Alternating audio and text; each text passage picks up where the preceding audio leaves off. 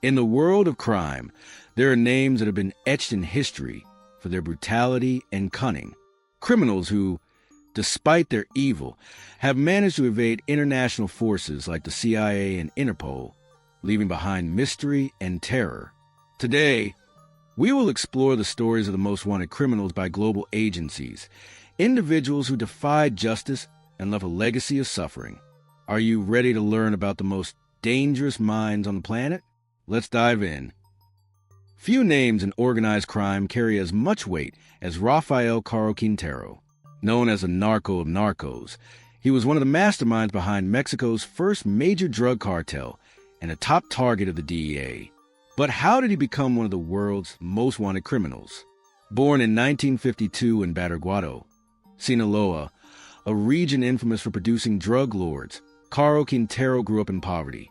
He started in agriculture, but instead of corn and beans, he saw a more lucrative future in marijuana.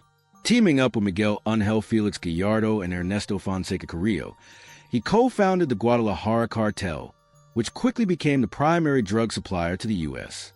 His largest plantation, El Buffalo, was so vast that when authorities raided it, they needed helicopters to burn down over 10,000 tons of marijuana, causing the cartel millions in losses.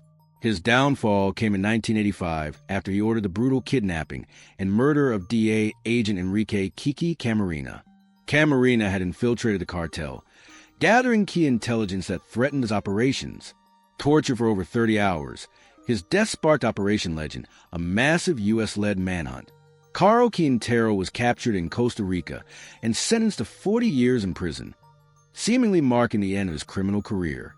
However, in 2013, he was unexpectedly released due to a legal technicality. The U.S., seeing this as an insult, placed a $20 million bounty on him, one of the highest ever for a drug trafficker. For nearly a decade, he remained a ghost, hiding in the mountains of Sinaloa while allegedly rebuilding his empire with the help of the Sinaloa cartel. In July 2022, his luck ran out. A joint U.S.-Mexico operation tracked him to the rugged terrain of Xoy, Sinaloa. Despite years of eluding high-tech surveillance, it was Max, a Belgian Malinois tracking dog, who ultimately led authorities to his hideout. He was swiftly arrested and now faces extradition to the U.S., where a life sentence awaits. Caro Quintero's story is a testament to the ruthless world of drug trafficking, a world where power and fortune can last for decades, but justice, no matter how delayed, always comes knocking. Ted Bundy is one of the most infamous serial killers in history.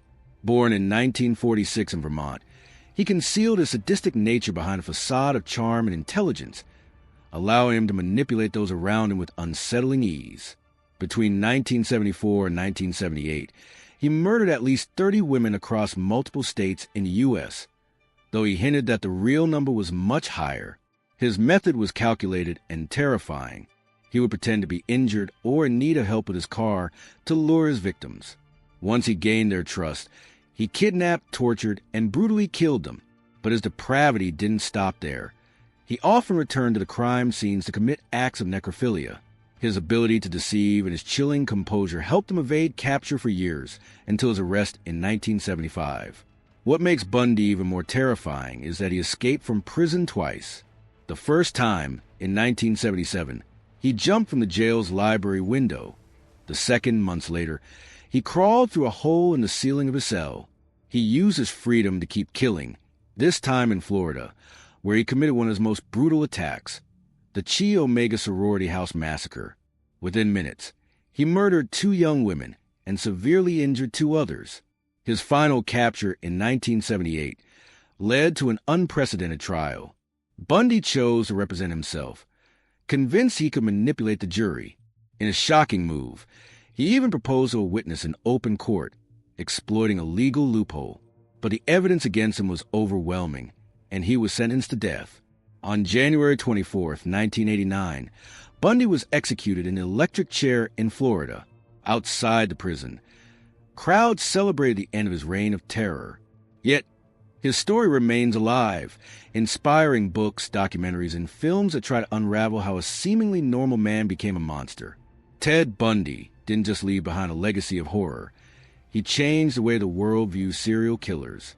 His case played a key role in the development of criminal profiling and demonstrated the importance of psychology in investigations. To this day, his name remains synonymous with terror, a chilling reminder that true evil can hide behind the most charming smile. If there's a criminal who seems straight out of a spy movie, it's Semion Mogilevich, known as the boss of bosses of the Russian mafia. His power isn't just built on violence, but on intelligence and his ability to operate from the shadows. While other mobsters rule through brute force, he controls an international criminal empire using money, politics, and corruption. Born in Kiev in 1946, Mogilevich began his criminal career with small-time fraud in the Soviet Union. But his true rise came after the Soviet collapse. In the chaos of the 1990s, he built an unprecedented crime syndicate involved in arms trafficking, drug smuggling, money laundering, and large-scale financial fraud. His illicit operations stretched from Moscow to New York, with strongholds in Budapest and Tel Aviv. One of his boldest schemes was a YBM Magnex fraud, a fake company supposedly producing high-tech magnets. It deceived investors in the U.S. and Canada, reaching a stock market valuation of $1 billion before the scam was exposed. By then, the money had vanished. Unlike traditional crime bosses, Mogilevich leaves little trace. He avoids media attention and operates through intermediaries.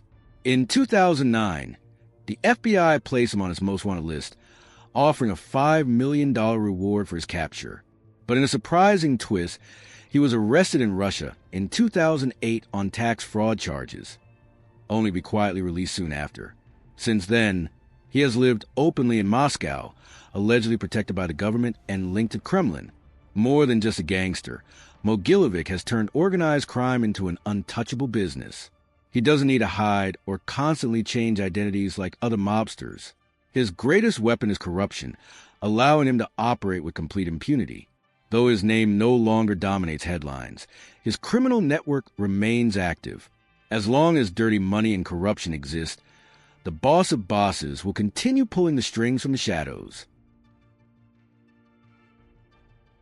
If there is one criminal who symbolizes modern terror, it is Matteo Messina Denaro, the last great boss of Cosa Nostra. A man so elusive that for decades he was a ghost, always one step ahead of the authorities. His story is one of an empire built on blood, betrayal, and criminal intelligence that made him the most feared mafia leader in Italy. Born in 1962 in Castelvetrano, Sicily, into a mafia family, he showed his brutality from a young age. It is said that by the age of 18, he had already committed his first murder and personally killed over 50 people. But his true power was not just violence, it was his intelligence. Unlike other bosses, he understood that the mafia had to modernize. Under his leadership, Cosa Nostra expanded its operations, investing in construction, renewable energy, online gambling, and international drug trafficking. His influence stretched beyond Sicily, with connections in South America, Russia, and Eastern Europe. His greatest rise to power came in the 1990s when he allied with Toto Riina and Bernardo Provenzano, two of the most ruthless mafia leaders in Italy's history. In 1992, the mafia launched a violent retaliation against the Italian state after a series of arrests weakened its structure. They orchestrated the assassinations of judges Giovanni Falcone and Paolo Borsellino, who were killed in massive bomb attacks that marked a turning point in the fight against organized crime. Messina Denaro played a key role in these attacks and in a series of bombings in 1993 across Milan, Rome, and Florence. But then he vanished. From 1993 onward, he became one of the world's most wanted fugitives, evading capture for 30 years. His ability to disappear was legendary. He never used cell phones or the internet and relied on a loyal network to move undetected. Some reports suggest he lived in Sicily, disguised as a businessman. But his hidden life ended in January 2023, when he was captured in Palermo. He wasn't hiding in a bunker. He was living a normal life under a false identity, visiting clinics and restaurants without raising suspicion. Now, he faces multiple life sentences for murder, bombings, and drug trafficking. His arrest marked the end of an era for Cosa Nostra, but the question remains, has the Sicilian mafia truly been dismantled, or has it simply found a new way to operate? in the world of international terrorism. Few names have been as feared as Ayman al-Zawahiri, born in Egypt in 1951. He grew up in a wealthy family and received an elite education in Cairo. However, his life took a dark turn when he joined the Muslim Brotherhood and later became involved in radical Islamist movements. His notoriety grew in the 1980s when he joined Osama bin Laden in Afghanistan. While bin Laden was a public face of al-Qaeda, Zawahiri was its strategist, masterminding some of the most devastating attacks, including 9/11. After bin Laden's death in 2011, he took over as leader, keeping the organization a global threat. Under his leadership, al-Qaeda splintered into multiple factions, yet his influence remained strong. The group expanded its reach across the Middle East, Africa, and Asia, inspiring jihadist attacks worldwide. Although his leadership lacked bin Laden's charisma, his ideology continued to attract radical followers. For years, he was the target of an intense international manhunt. The U.S. offered a $25 million reward for his capture, but he managed to evade justice until 2022, when a drone strike in Kabul finally killed him. While his death weakened al-Qaeda, his legacy still lingers in extremist groups operating under his influence. His death dealt a significant blow to global terrorism, but it did not mark the end of the threat. Al-Qaeda and other jihadist groups continue to adapt and operate in secrecy, proving that the fight against extremism is far from over. Ayman al-Zawahiri left a dark mark on history as one of the key architects of modern terrorism. His story is a reminder of the ongoing struggle to combat extremism and the need for constant vigilance against the forces of terror.